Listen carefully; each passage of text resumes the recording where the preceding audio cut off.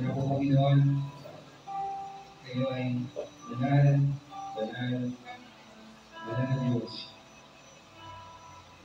Kaya Lord, kami po ay maraming nakakalapit sa inyo.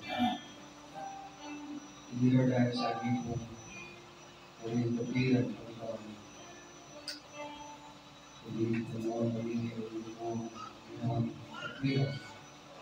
Sa pamamagitan ng mga anak sa Jesus Panginoon. Lord, we come to you, Panginoon, to worship your holiness, Lord. You are holy, holy, holy. For the muli, as we come here to your God, there's more burning for us, Lord. Tunay kayo ng pagyayan, ito po sa mga sa aming hinanap ng buong puso, as we come to you, Panginoon, we give everything, Lord. We want to see you, Panginoon. We want to focus, Panginoon, sa iyong buong esensya. We want to hear your voice, Lord. Speak to us. We are your people, Panginoon. And we give us some time. We should be able to hear your voice. Lord, speak to us, Panginoon. Kaya yung Panginoon, pagkain sa Espiritu, ito masogan, kami Panginoon yung mga pagkukuhan, sa aming susulisin, ng buong pangyayan, sa inyo at sa inyo ng Panginoon. Lord, gaya namin ang aming pagpupuri, ang aming pasalamat, ang aming pagsamba. And yes, Lord, ingat ang aming kakalidad at Panginoon, kasi namin ito na nasa iyo salita ng bagong kami. Kami ito na kakalidad at kami ang pagpupuri. Kanan at kakalidad. Now, Lord, we need to listen to speak to us, Panginoon. Kayo ang balas, kuhain ito, kayo ang makakagalan, kayo ang lalakihan, Panginoon. Ask the Lord, the name of the Son, Jesus, our Savior and Lord. Amen.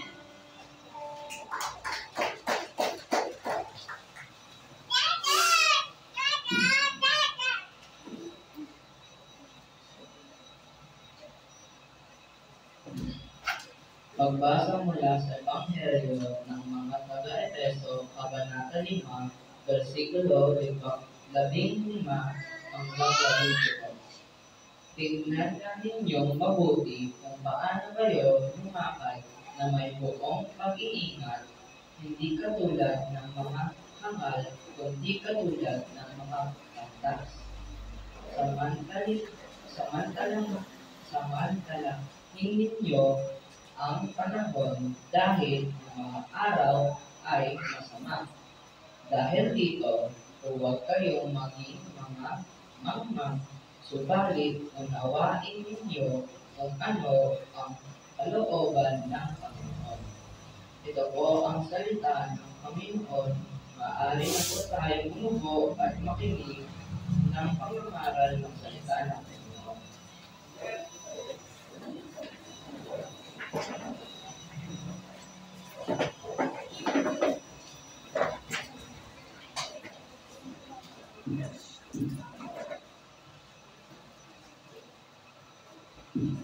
Praise the Lord. So,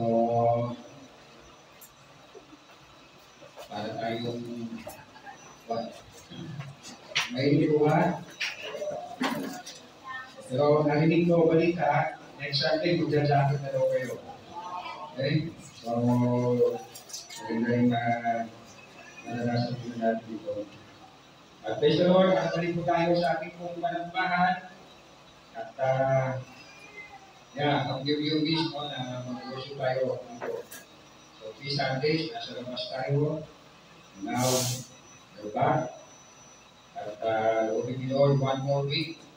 Maybe 2. Matapos na po yung ating pong ginagawa. Kaya sabi sa iyo katabi, ito po. Now, ay ganitong buwan ng taon, or Sunday ng July, ang ating tema will be wise. Be wise. Maging marunong. Ang banal na kasulatan po yung pahayag ng mayroong dalawang karunungan. ang karunungan buhat sa mundo, at ang karunungan buhat sa langit o buhay sa Diyos. Sabi, Santiago chapter 3, Santiago, Kabanata 3, verse 13 to 15, and then verse 17. Sino sa inyo marunong at nakakaunawa? Ipakita niya ito sa pamamagitan ng wastong pamumuhay at bunga ng kapagkumbabaan at katunungan. Ngunit kung nagahari sa inyong puso ay higit at masaliting nagahing, huwag ninyong iyang ipagmalaki at huwag ninyong ikaatila at katotohanan. Ang ganyang karunungan ay hindi galing sa langit, kundi makalupa, ang kalaman at mula sa demonyo. Verse 17, ngunit ang karunungan mula sa langit, una sa lahat ay malinis, mapayapa, maamo, mapagbigay, puno ng awa, masagana ng umungan ng mabubuting gawa, hindi nagtatangi at hindi nagpupunurik. So merong karunungan buhat sa mundong ito at karunungan buhat sa langit, buhat sa Diyos. Now, let's go to ating text this morning. Mula po sa Efeso, Kabanata 5, verse 17 to 18. Ito sigulat ni Pablo sa mga mananampalataya sa Efeso. At yes, para sa iyo, para sa aking mananampalataya. Say amen. Let me read it again. Efeso, Kabanata 5, 15 hanggang 17. Kaya mag-ingat kayo paano kayo namumuhay. Mamuhay kayo tulad ng matatalino at tulad ng mga mamang. Gamitin ninyo ng lubusan para sa mabuti ang bawat pagkakataon sapagkat puno ng kasamaan kasalukuyan ng panahon. Huwag kayong maging hangal. Sa halip, unawain ninyo kung ano kalooban ng Panginoon. Yan yung mga bigay ko sa pinibayan sa 30 puntos. 1, the walk. 2, the way, and 3, the why. The walk, o ang pamumuhay ng mananampalataya. Again, sabi po sa verse 15, and then we read po sa ESV, 15, letter A, look carefully then how you walk. Look carefully then how you walk. Kaya mag-ingat kayo kung paano kayo namumuhay. Ang buhay Kristiyano ay active. Hindi po reactive. Nagre-response lang tayo sa mga nangyayari o ginagawa sa atin. Ang buhay Kristiyano ay active. Buhay. Ang buhay Kristiyano ay hindi passive o nagkikipit-balikat. Ipit-balikat lamang. Ang buhay Kristiyano, initiator ng act. Hindi tumutugon lamang sa pangyayari. Ang buhay mananampalataya ay hindi lamang talking, but talking with walking. O talking and walking. Isinasabuhay ang sinasabi. Ang sinasabi sa salita ng Diyos. May ilang muli po na binanggit po ni Pablo sa sulat nito, sa mga mananampalataya sa Efeso, about walking o pamumuhay ng isang mananampalataya. At ang salita po niyang ginamit ay peripateo, meaning walk or to live. Nalagmirin po ang ilang pinabanggit niya. Using is the same word, na walk. Basahin ko lang po sa ESV, so we can hear the word walk. Pero ito po ay nasa Greek din po. Verse 10 in chapter 2, for we are His workmanship created in Christ Jesus for good works which God prepared beforehand that we should walk in them. Chapter 4, verse 1, I therefore, a prisoner for the Lord, urge you to walk in a manner worthy of the calling to which you have been called. Chapter 4, verse 17, now as I say and testify in the Lord, that you must no longer walk as the Gentiles do in the futility of their mind. Chapter 5, verse 2. And walk in love, as Christ loved us and gave himself up for us, a fragrant offering and sacrifice to God. Verse 8, in the same chapter 5, for at one time you were darkness, but now you are light in the Lord. Walk as children of light. Ito ang pamumuhay ng isang tunay na Kristiyano. At we walk in the light of God. For sure, nung sinulat po ito ni Pablo, of course, sa patnubay ng Banal na Espiritu, naalala niya ang mga salita ng Panginoong Yesus. Mula sa John chapter 8, verse 12, and 3. One, kabanatang 2, bilang 2. Again, Jesus spoke to them, saying, I am the light of the world, whoever follows me will not walk in darkness, but will have the light of life. Muling nagsalita si Jesus sa mga tao, sinabi niya, ako ang ilaw ng sanlibutan, ang sumusunod sa akin ay magkakaroon ng ilaw sa kanyang buhay at di nalalakad sa kadiliman. Nalalakad siya sa kaliwanagan. Ito ang pamumuhay ng Kristiyano, lumalakad sa liwanag, kaya wherever he goes, siya ay may dalang liwanag. Kaya amen. Pag-isipan kayo ng gabi mo, niliwanag mo siya. Pakisabi, walk in light. In the light of God. Sabi ko po sa pangalawang puntos, the way, o ang pamamaraan, paano mambuhay bilang Kristiyano, how to walk in the light of God. Verse 15 again, 16, chapter 8, at 17. Look carefully then how you walk, not as unwise, but as wise. Kaya pag-ingat kayo kung paano kayo namumuhay. Mamuhay kayo tulad ng matatalino at di tulad ng mga mangmang. This is how we should walk in the light of God. Ito dapat paano tayo mamuhay bilang mga mananampalataya. Mag-ingat. At hindi lang po, again, no? Look carefully. May katabi mo, baka nakapikit na, hindi nakatilat. So verse 15, 14, the same chapter, Ephesians chapter 5, gumising ka, ikaw na natutulog, bumangon ka mula sa libingan at diliwanagan ka ni Kristo. Paano i-apply kung hindi tulog o hindi tulog? Kung maingat, kung paano mamuhay, kung look carefully, and how to walk. Magandang tayo ng konti sa chapter 4 sa chapter 5, verse 3 to 4. Verse 3 to 4 ng Efeso Kabanata 5, kayo'y mga hihirap ng Diyos, kaya hindi dapat mabanggit man lamang kayo'y nakikiapit o gumagawa ng anumang uri ng kahalayan o pag-iimbot. Huwag din kayong gagamit ng anumang malaswa o walang kabuluhang pananalita at pagbibirong di nararapat.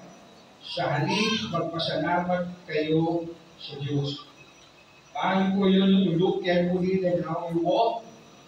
You intentionally, actively, maingat na maingat, tayo mabuhay, lumakad sa kalooban ng Diyos. Sabi nga dito ni Pablo sa mga mananampalataya sa Efeso, hindi dapat mabanggit man lamang. Hindi mabanggit man lamang na kayo nakikiapit, gumagawa ng uri ng kalagayan o pag-iimbot. Hindi gumagamit o nagsasalita ng malaswa o walang kabuluhan pananalita. Sa case po kasi ng mananampalataya sa Efeso, o sila nabubuhay sa community, no, na kultura na ang kalaswaan.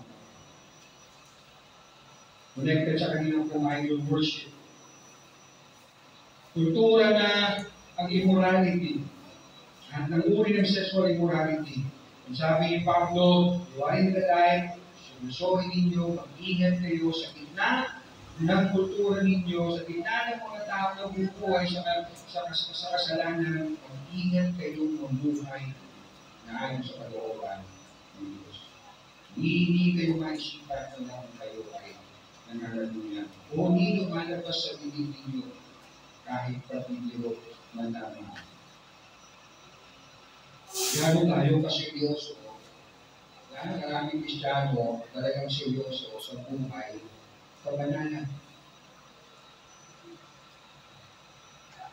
At hindi yan sa ating pong panahon, ito ang kultura. Kalaswaan, kahalayan, kabaskusan, pagmumura. Hindi na lang natin narinig sa matatanda, hindi sa mating sa mga bata. At lagi ang ating nababanggit, ang luto. May basta yun, kung tayo magmumura. Ang luto. At ito yung pagmumura, hindi lumalabas sa bibig ng matatanda, hindi natin sa mga bata. Hindi nga tumingin tayo sa paligid, talaga namang nababanggit na ng lahat ng kasamaan ng ating paligid. At hindi natin ito makikita lamang sa squatter area. Nilagyan na natin ng brand na kapag squatter area, squatter ang bukali, salbahin, everything. Hindi na natin ito makikita sa tambayan, ng mga tao, natin, sundong baga. Hindi na lamang natin ito makikita sa pilitan o kulungan. Hindi makikita na rin natin ito kahit sa paaralan, kahit sa pamahalaan, and yes, kahit sa pananampahan o sa professing Christians o believers. At kung hindi tayo mga Kristiyano mag-iingat, mahahawa tayo sa militar. Makakalimot tayo, magkakasala tayo. Prevention is the best. Prevention, sabi nga, is better than cure. Maging maingat tayo, hindi magbiro. Dahil alam natin, ang pagbibiro ay maaaring pagkakataon ng Diablo para tayo pupusuin sa pagkakasala, pagkasala o tulak sa pagkakasala. As you know po, kayo pumunta ng mga tutod, kami nagkakanta po, o hindi lamang po ng victim, kundi kami nagkakanta ng workshop seminar on the topic of HIV/AIDS. In one batch, pinanakaunti ay 80 students. Pinakamarami ay 110. Again, sa workshop na ito about HIV and AIDS. Pero kami activity na tinatawag na highly confidential questioning. Kung saan, mahigit sa 10 tanong, pag sinagot ito ng mga bata, sincerely, honestly, ay i-reveal.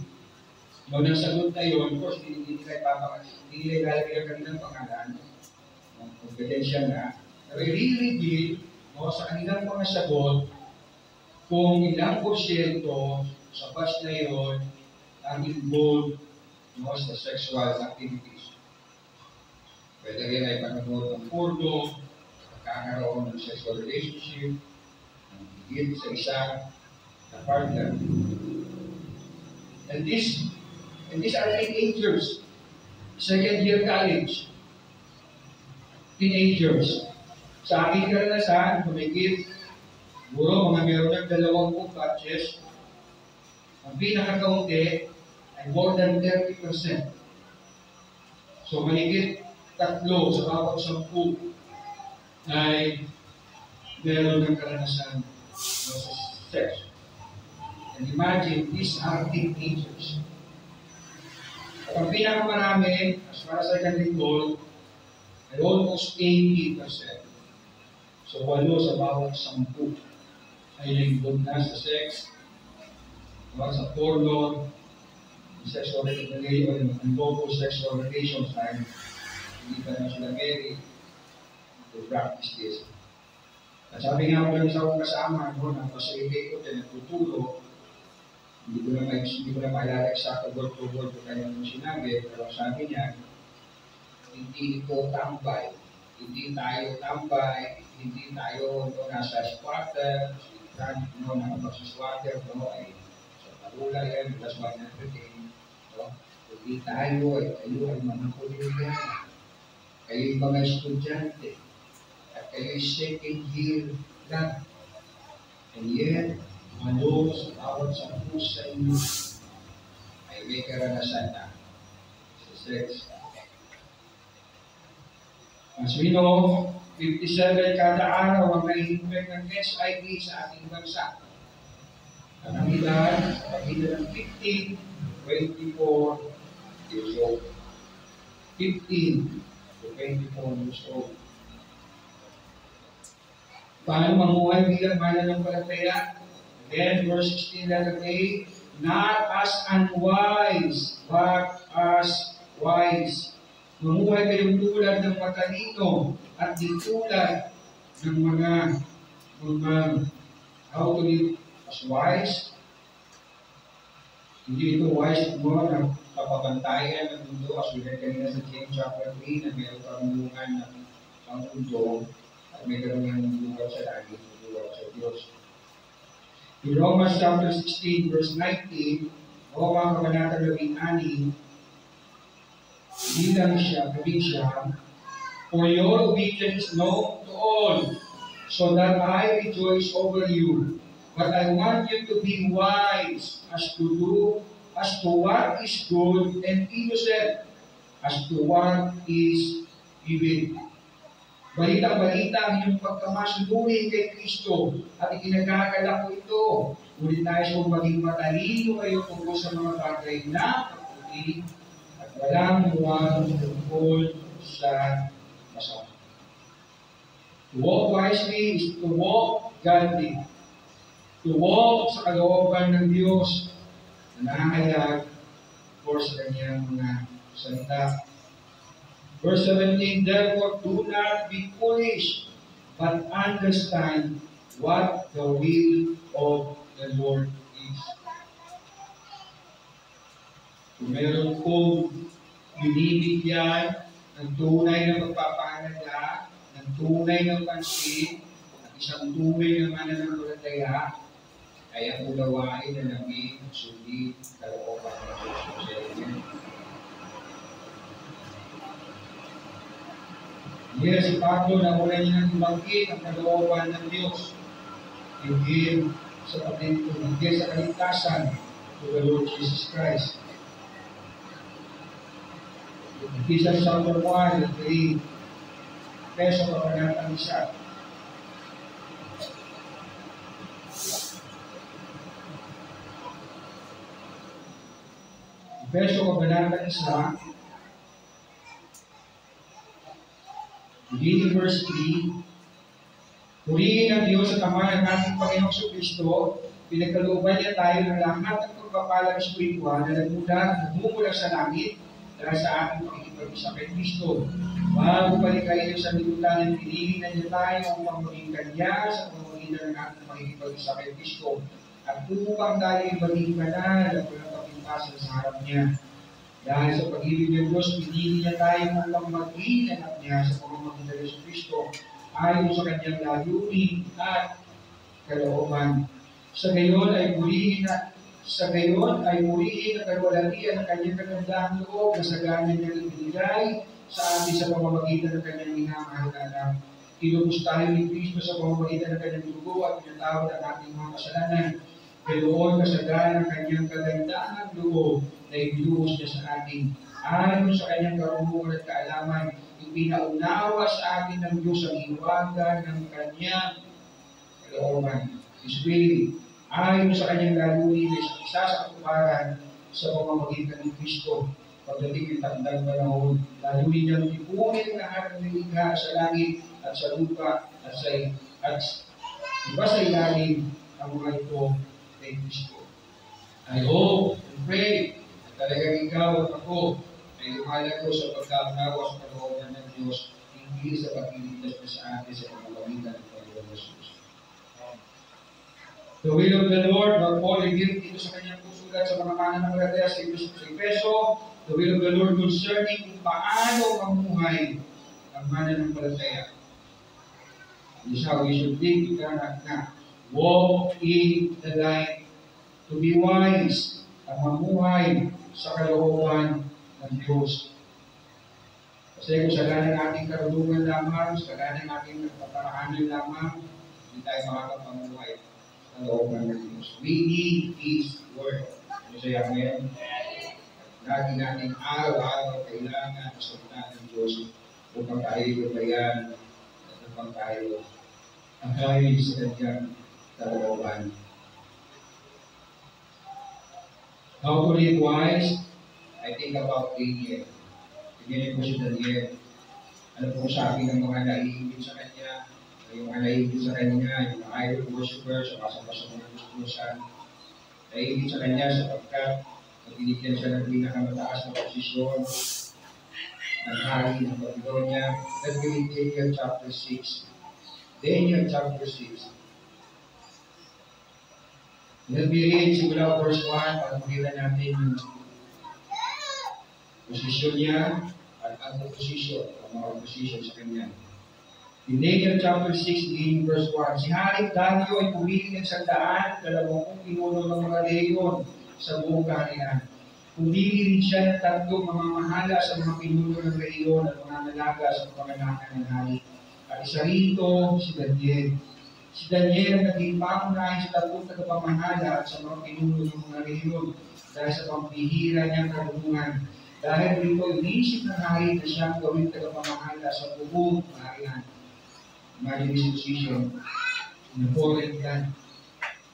Kaya, verse 4, kaya ang dalawang kasama niyang tagapamahala, ito yung posisyon. Kaya ang dalawang kasama niyang tagapamahala at ang mga pinuno ng mga leyon ay humanap ng mga ibibintang kay Daniel upang huwag matuloy ang magandang balak ng hari para sa kanya. Listen to this. Ngunit wala silang makitang dahilan sapagkat laging nakapat si Daniel sa kanyang pagpuri. Imagine Daniel.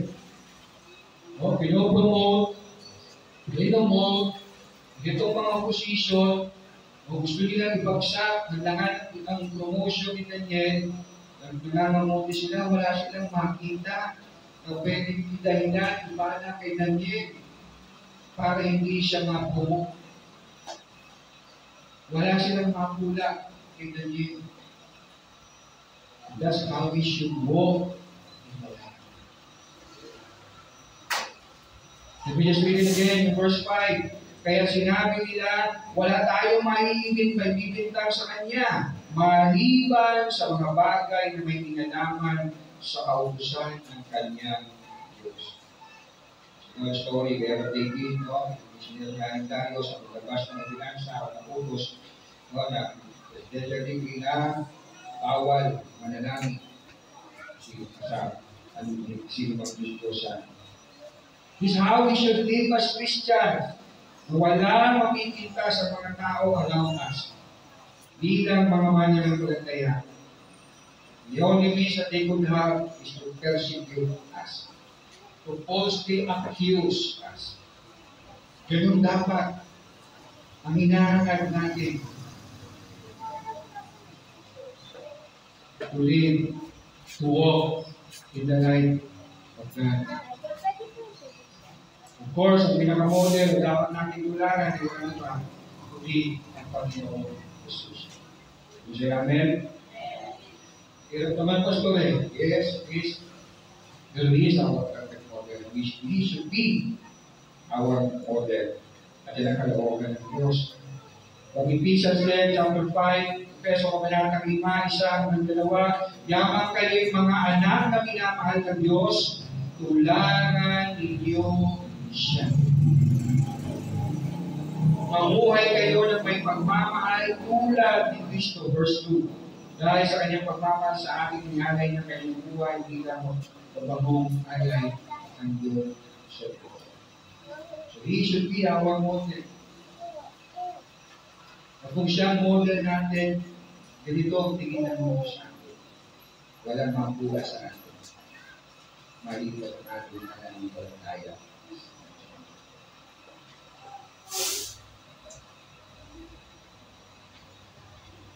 So how will you know that you are wise? What you are doing ay kalooban. How you will know na kalooban ng Diyos? I-reveal it through His Word. In John chapter 7, verse 17, ito nagsasalita dito, at ang kanyang mga kausap ay mga Pariseo, 1 Kabanatang 7, verse 17, kung talagang nais ninyo mang sumunod sa kalooban ng Diyos, malalaman niya kung ang itinuturo ko'y mula na sa Diyos, kung sinasabi ko ay galing lamang sa akin. Sinasabi ng Panginoon Jesus, kung talagang hinahanap ninyo ang kalooban ng Diyos, kung talagang ninanais niyo sundin ang kalooban ng Diyos, malalaman ninyo na tinuturo ko sa inyo ang kalooban ng Diyos. If you are really seeking God's will sa buhay. Kung talagang gusto natin sundin ang Diyos, aalamin natin ang Kanyang salita. Ang Kanyang kalooban. So sabi ng awit 119 verse 9 to 11, awit 119, 9 to 11, paano mapapanatiling malinis ang pamumuhay ng sinumang tao sa kanilang kabataan sa pamamagitan ng pagsunod sa banal mong kautusan. Verse 10 to 11, kung puso ang nagpusang pahig at pagtikuran, huwag mo kong hahalaan sa utos mo ay sumuhay, ang banal mong kautusan sa puso kong iingatan, upang hindi magkasala laban sa iyo kailan. So to keep ourselves away from sinning, walk in the light. At seryosohin talaga natin hanapin ang kanyang katwiran at takanan ang kanyang katwiran, ang kanyang kalooban. Kasi kung sagana natin lang, ating pamamaraan, ating idea, ating kaisipan, o sadyang manggagaling lang sa ating kalooban, hindi nga ba madalas kaya tayo natutokso, bakit tayo natutokso ng kaaway? Kasi hindi naman talaga yung gusto natin. So, ang puso natin ang putay. Kaya kailangan natin mayroon na magsalita. Kaya sabi sa awit 19, I have hidden your word in my heart that I might not sin against you, Lord. Kung dahil mo sa puso iingatan, kung upang hindi magkasala ang laban sa iyo kailanman. So because of panghuli, ang puntos, the why, yan mga intention na lahat ay W, o ang punto, o ang rason, bakit tayo dapat mabuhay, o tayo lumakad sa liwanag. Verse 16 again, making the best use of the time because the days are evil. Sapagkat puno ng kasamaan ang kasalukuyang panahon. That means sa ating pong panahon. At yung panahon na sinulat po ito ni Pablo sa mga mananampalataya sa Efeso. Again, hindi nga ba nababatbat ng kasamaan ang ating panahon.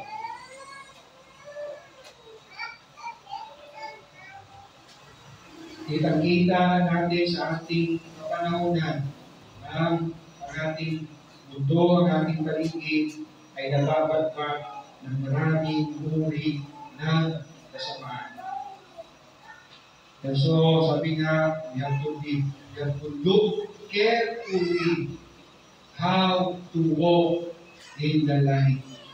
Sapagkat tayo ay nabubuhay sa kultura o sa panahon natin na nababatbat ng maraming kasamaan. Ano sabi ni Pablo sa kanyang pangalawang sulat kay Timothy? Chapter 3 ng 2 Timothy, verse 1, dapat mong malaman na sa mga huling araw ay darating ang mga panahon ng kaguluhan. Bakit magkakaroon ng kaguluhan? Sapagkat ang mga tao ay magiging maibigin sa sarili, maibigin sa salapi, palalo, mapagmataas, mapagsamantala, suwain sa magulang, walang utang na loob at kapastangan sa Diyos. Sila'y magiging walang pagmamahal sa kapwa, walang habag, mapanirang puri, walang pagpipigil sa sarili, marahas at walang pagpapahalaga sa mabuti. Sila'y magiging paksil, padalos-dalos, mayayabang, maibigin sa kalayawan, sa halip na maibigin sa Diyos. Sila'y may anyo ng pagiging makadiyos, ngunit hindi naman nakikita ang kapangyarihan nito sa kanilang pamumuhay. Sabi, iwasan mo ang ganyang uri ng mga tao. At hindi nga ba nangyayari na ito in our time? At yes, worse, ito ay nangyayari again, hindi lamang sa squatter area, mga branded na masasamang mga tao doon, tundo, branded, stigma na paglaking tundo, aling tundo, masasamang tao doon. Hindi na lang natin nakikita ito sa mga kulungan, hindi na lang natin ito nakikita sa gay bar, sa disco bar. Nakikita na rin natin ito sa mga pagtitipon, mga professing Christians, believers. Yes, words, indeed, the church. Ang pananambahan ngayon ay tila parang disco house na. Ang pananambahan ngayon ay nakasentro sa appetite o self-need ng tao. Hindi sa Diyos. Ang worship service is to God. Kung say namin, it's for God. It's not for you. It's not for me. It's for God. Ang pananambahan ngayon ay pinamumunuan ng mga idolaters, homosexual. Yes, tama pagkarating ninyo. Gay pastor, lesbian pastor. Ang pananambahan ngayon ay may toleration, hindi na sinasaway ang mga pasaway na member. Hindi seryoso sa buhay kabanalan. Yes, walang perfect na church. We will never be. Kung siya amen, gusto niyo maging perfect, meron niyang paraan. Pasundo kay Lord. But the same, ito ang pagkatawag sa atin. To live holy. To be perfect as your Father is perfect. Ito ang pagkatawag sa atin sa gitna ng mundo, kasama ng kasama. Hindi po sabi ni Pablo sa unang Korinto, Kabanatang 5, 1 Corinthians chapter 5, unang Korinto, Kabanatang 5, nag-reach mula na verse 9. 11. Sinabi ko sa aking sulat na huwag kayong makikisama sa mga nakikiapid. Hindi ang mga di mananampalatayang nakikiapid, sakit, magnanakaw, sumasamba sa Diyos ang tinutukoy ko, sapagkat kinakailangan ninyong umalis sa mundo ito para sila'y maiwasan. Korinto rin po, pero kultura nila, very normal sa kanila, lahat ng klaseng sexual moral. Sabi ni Paul, gusto nyo iwasan sila, you have to live peaceful. Iiwan daw ito. Meaning, you live with them. Hindi ko sila maiiwasan. Pero ganyan po sabi ni Paul, practicing self-discipline, church discipline. Verse 11, ang tinutukoy ko na huwag inyong papakisamahan ay ang mga nagsasabing sila ay Kristiyano, ngunit nakikiapid, sakim, sumasamba sa Diyos-Diyosan, nanlalait, naglalasing, at nagnanakaw. Huwag kayong makikisalo sa ganyang uri. Sa ating panahon, yung kaisipan na ng maraming simbahan, about church discipline, ang tingin sa pag mayroong church discipline, self-righteous yung church na yan, judgmental yung church na yan, dapat acceptance, dapat toleration. Kaya tuloy, ang mga Kristiyano sa Pilipinas, hindi nila paseryoso sa buhay kabanalan. Kasi pag-ibig. Very seeker-sensitive na pamasimbahan nila. Pero tayo ng puro ng ganyan, usap ka niya, ganyan natin. Kaya mo lang, may tabakan na lang siya ng kita, kung na lang ito yan. church discipline hindi na pamilya sa ating panahon na pinaktis ng mga apostles, na pinaktis ng mga church, ng mga Christian sa panahon ng Bible, ng New Testament. Nang layunin ng church discipline ay tama ang pagkakamali, ma-expose si kapatid sa kanyang kalagayan at hindi makahawak sa kanyang pamamihan sa kapwa niya mananampalataya. The sanctity of the church. And yes, for the glory of God. Tayo po, we are Holy Life Mission Church. Kung maalala ninyo, holy is our life. It is our lifestyle. Ito ang ating buhay. Ang mabuhay ng banal. Life is our message. This is the light of the world. His word. Mission is our work. And church, this is our family. At walang pamilyang perfecto. Kaya ngayon, kailangan tayo papaalalahan at tatapigan. Hindi nagpipindigan. Umayos ka dyan. Hindi nagpapaalalahan. Nagpapalakasan. Kaya mga maraming simbahan ngayon, very serious sa buhay kabanalan. Again, sinabi nga ni Pablo sa mga taga-Efeso, huwag na damang mabanggit sa inyo ang kahalayan, pakikirti. Di pagbibiro. Question, gaano natin sinisika? Gaano tayo kaseryoso sa buhay? We should be OA. Hindi siya nasabihan na po ng gano'n. OA mo naman, nalagpas ka na ng lagi. Yes, we should be OA. Pero hindi po overacting. Hindi we should be O to act. O to act what? O to apply Christ thought. Dahil yun. OA ako. I am O to act Christ thought. Basically, I am O to act Christ thought. To apply Christ thought. And then, ay sabi sa iyo kapatid, be wise. Ay lagi. Panginoon, maraming pong salamat. Salamat, Lord, na bigay mo kami ng bagong buhay, Panginoon. Mula kami sa kadiliman ay bigay mo kami sa liwanag, Panginoon. Upang kami, Panginoon, ay umagat sa iyong liwanag, Panginoon.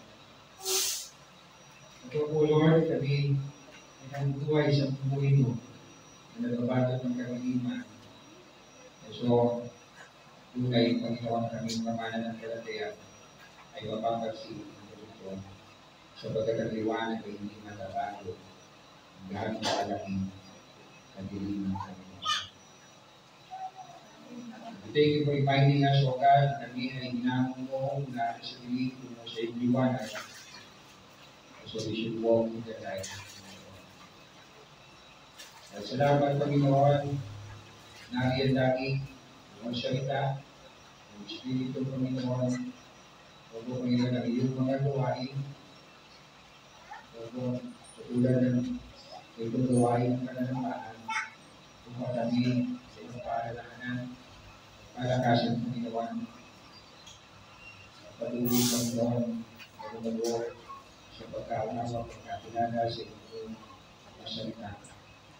Huwag kami patuloy, magkakal sa liwanag, Panginoon.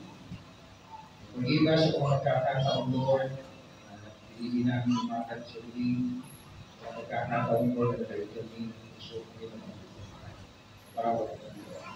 At salamat, O Lord God, kay God, Diyos sa amin, hindi ka natin Diyos sa amin, hindi kami kayo naman sa amin, kaya kayo, kaya tutuloy pa sa amin, at patuloy kami, hindi nga natin ang gawin, umakat sa iyong Lord, hindi mo maging tulungan, the power of your word, the power of your spirit, Panginoon, to be wise sa mundo ito na aming nagawin.